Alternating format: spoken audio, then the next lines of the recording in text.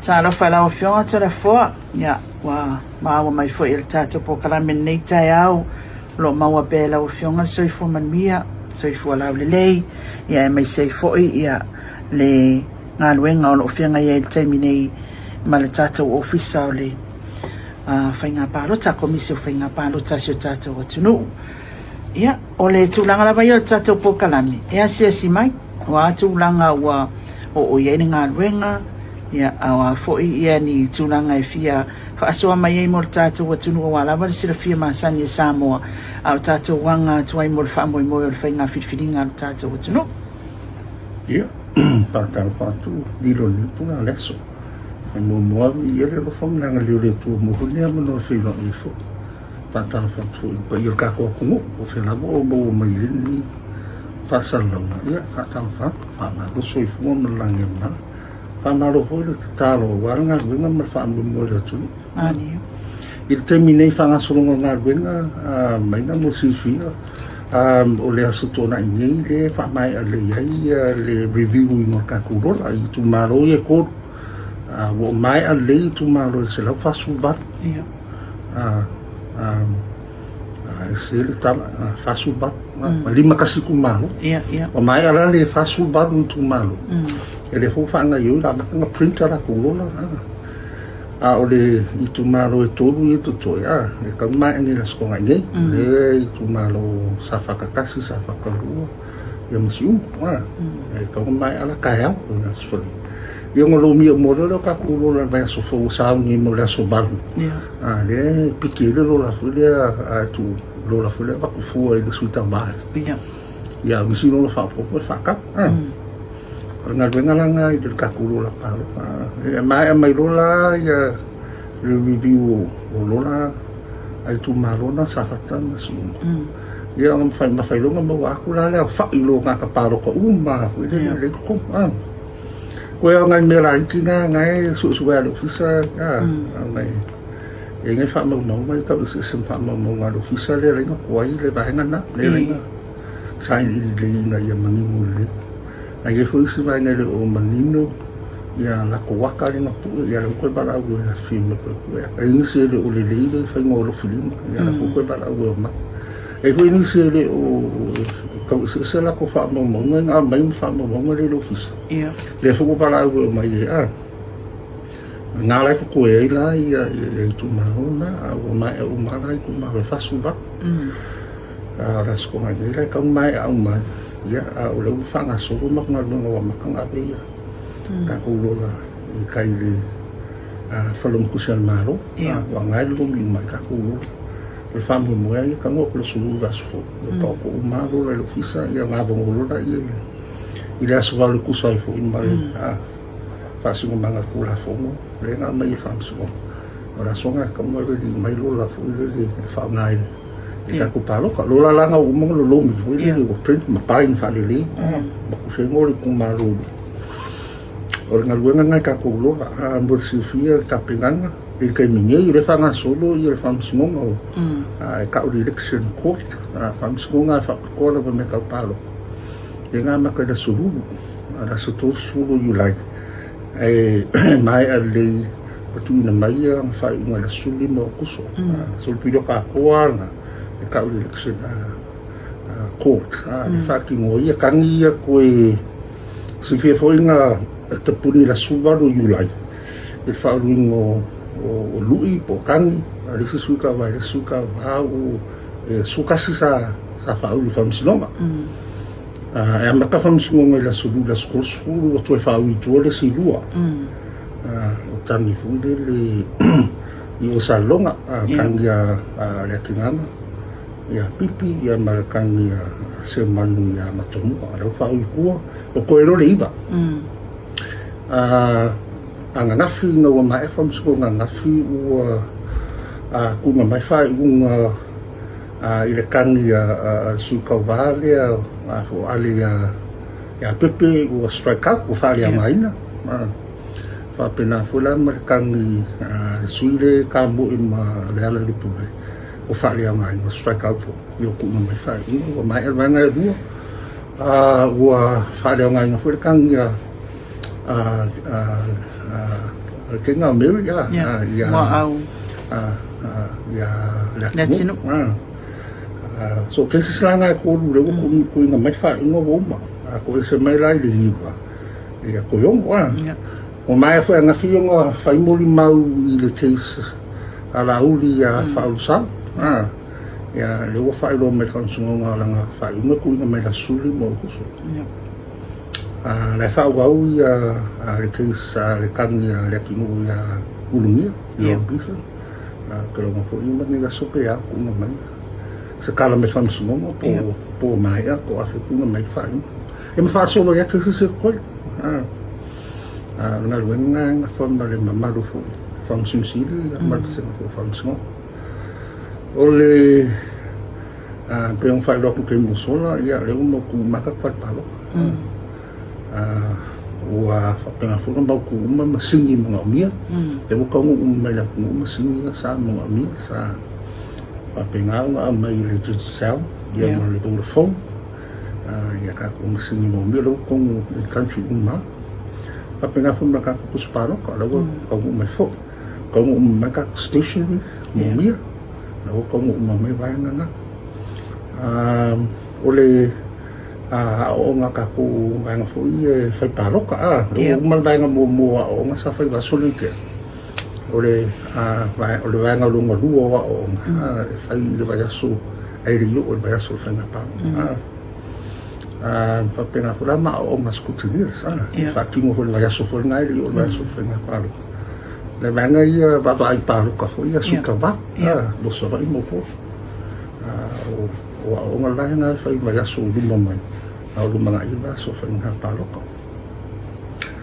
o ngai le so la fe do I ma ko fisa ma le komsinga ma le pulenga le tanga lu lo fa pui ia fa yo lo na mia dal se lo limong ia wa la va le va no ka fa palo ka me se sa mo limu o mal wo le palo ka ma le tunu wa fi ku fa palo finga ya ngira la fi do ya ni ka ya ma ka ri ba ka ya fi do ka ko prepone ia advance phone wa nga ko ka ko office I office of yo o leo ia to tonu o I malo nga duel ma ko ofisa fa ka rin ma ko la tunu ya fio ka sanga mo le ka ko palo ko mo fa penga ba so le mo ni po fa ko mi sa ba ba so akora na luenga nga ma sa falira sa ba nga me lo fa nga nga ni po le ma sa ko nga so wala nga nga le kam fa kami saya dah tu pensiun ya wala pila ko fa ka ko mo ya para ko bomo ya mo ngai ka ko mama kinga ma ko wala mo lele au bai ri kum ri kere ya pero si fia so pena para ka kere ya umilena ai pe ole nga le fa nga triple wala mo le mo ngai ka ko ka ma ko ka mama kinga ma ko ai mo se foi la ko ya mas kasi tuma ultimo aku ele foi ora ko foi fa nga ia ia kunanga nga ia fa kaso malaku nga fa male kausinga male va ingo kanga kai ele ka o caregivers ora ko foi ele chopo foi mo fainga talo ko vai nga ia fa pena fu da tu na ruwe ele fainga buenga ile asule fa kingo talo ka kele so ska la fainga buenga ile kai minga wala ya ko no le ya le paro ka nga fun fa kingo lang paro ka mai la fa ma ni na mai fa nga buena wala tu ke ko mu le kamile ile ya bongo ai la sufari la sugo iwa ku fa kingo lang paro so ya bongo la paro ka le mo paro ka mai la to malanga fu ipe malanga po sululu ya po le stofi po le sutona bongo fu paro ka le ka ma ya kalsanga mai la lo fisa ka wan kalsanga me lo fisa le kalsanga I foi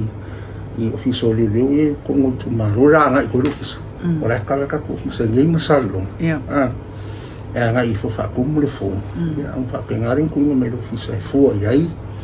ora ta o mena fo ai fa le paro po fe me de que le ia la ku le ka va le ka sanga mai fo ai le fa paro ko ku le vai le tu ai fo la pe paro na la ko mai en kalsanga e foi pe paparo ka ia vai ma foi longo malu tu te fio ko fa paparo ka le la ka i lo ma lo fia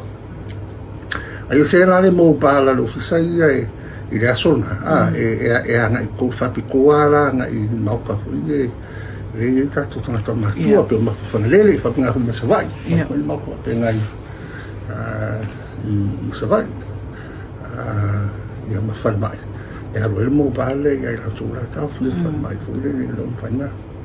ono ngas ya le mo pala nga fa piko mo mai na i reporting o le aso vai aso flow ma kan ka ping penga lo ofisa i lo ofisa le tu mau o ko mai ba ya ai multi purpose o ngala mo ko lo ofisa ma ka kula na so ka ping penga lo ofisa yo le aso sulu o kusu o te pungi ni le ofisa ni au operate le ofisa i ngau kai i kua ngai mako ngai mau umai au nganga le ofisa o la paloko o ID o au mame ofisi ni o kalai o e ka nganga i malu le kung whako koe fo i malawa le ofisa ni pe a mai e whai kau ngaro i a kako paloko si fie fo i umal kako paloko e la solu fuiwa o kako kaimi kakala i paloko o le valu tai au i la sfolreide a sulfui o kuso kakala le valu ka pungi le kō wai ka pungi le kō ia makarole o ngā ruenga whai kaunga momo o kako paloko wai umalola ia sigar kako pusa paloko yung kulole i aolo ni malu o ia momo lia matu sa paloko nga i ringofuanga le mauti piasu o ngā lera ia inga kako pusa paloko i lamo le vainga ale komisinga maruki soluleo o tula fono na ako fai lo ia raro ofisa pusa paloko le so fai ka nga paloko ora fai ka nga ro ia e fa kingo ila suma fua o la suma mo se tem ma ela sulima o se tem la solida ia o ma welo nga ia kula mo ka ku fai nga paloko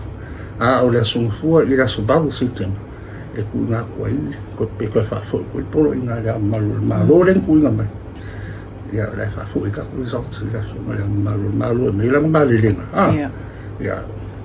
mai lo ku fi le ku malo ia terus fama manga nga ruenga marka pinga nga ofisa mo terminate wala ba ka pinga ofisa nga kai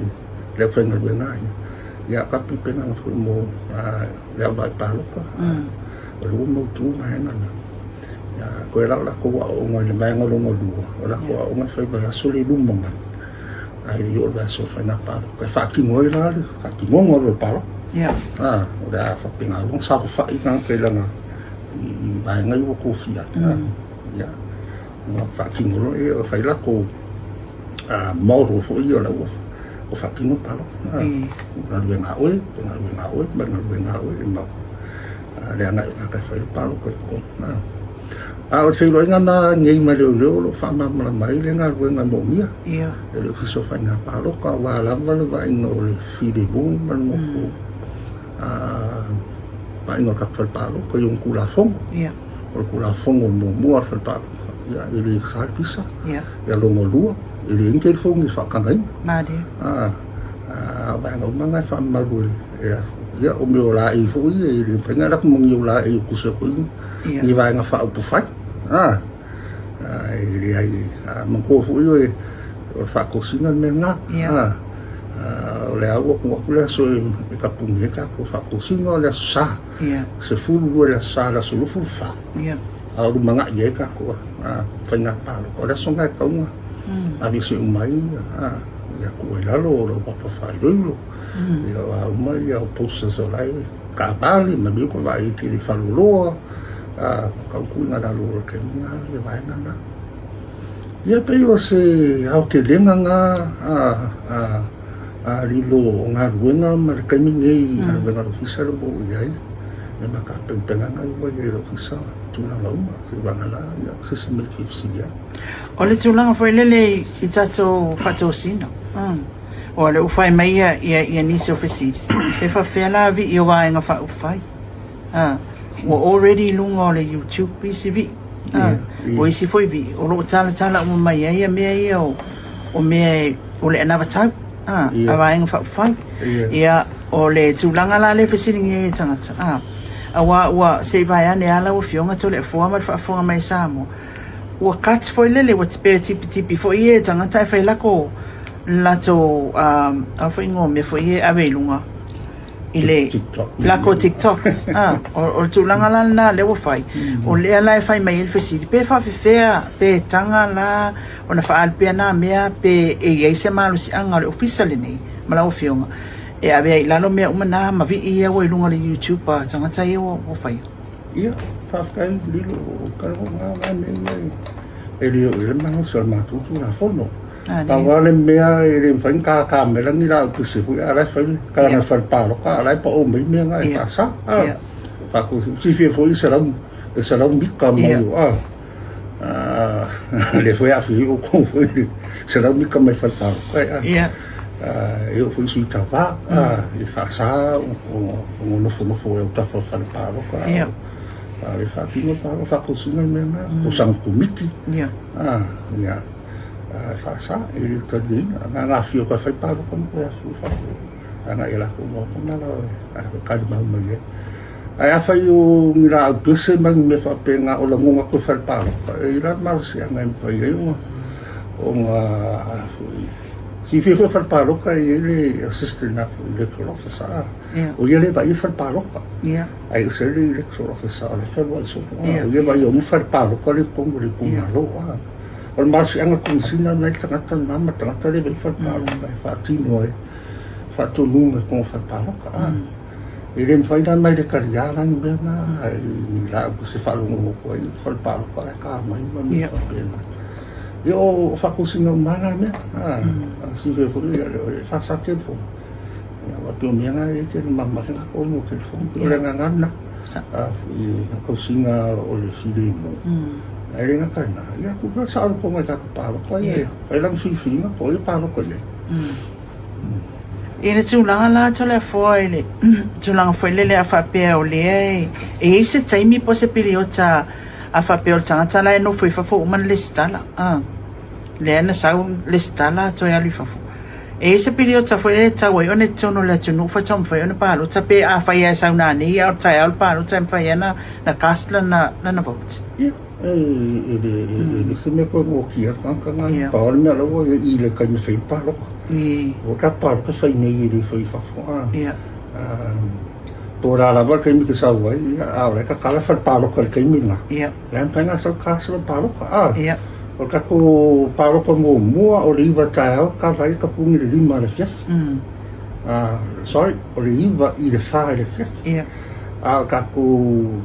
paro ka kere o paro ka le tau re whenga paro ka awao o la sfari le rasu lufuniwa ka kalawhal paro ka le valu ka pungi le kōru ka pungi le kōru whatino le whai kaunga mua paro ka e ngā whenga whenga umi o le lua kōru ko la whatino e fuwa te leo o le lora paro ka ngai kumaru e uma lo whaki mo ngā, ia le whaikaunga mua, la ia i uma skutini e sa sui kawa o la e ka lau ke mori mawi, le ngā lui. Ia o ngā, loka loka pusu pāroka, loka loka, siu, e siu, le ele siu o fisa ele ngaka e siu le loka ele pusu. A ele siu, pusu kepe ka amiru, ale ofisa. E whare kepe leo leo ka amiru, o pusu pāroka. O tepe nana, iai lo se mea i le aso e whelo fiscal account ko tempa o moringa i kaka wang whelo mea tus paro ia o le umaro whai kaunga mōmua o sio le puso o i lalo lo le wa inga a komisinga mo le fiscal le lo puso paro e ko se mea lo fiscal ko i puso paro ka o le tūlanga whai lele i le tato ngaluenga ma le media o le aewa ia pea o loo whanga soloa ia tōpo kalame male ofisa whasalala. E iei le MOU len tu ina mai e le media. Ngō lo ofisa. E mwhai anau e sau whamtaranga tūlanga wai e tēmi. Ia o le si whewha o le sāpaku le MOU. Ia le la whakoa mai ia whakoanga fo ia le media. Ia kai mingira le ngā roi mako vai ngā lo ia o malangu whapia. e kaunga o kula sudulu va sole le skapfilo ima o ra kuma le mu o finalize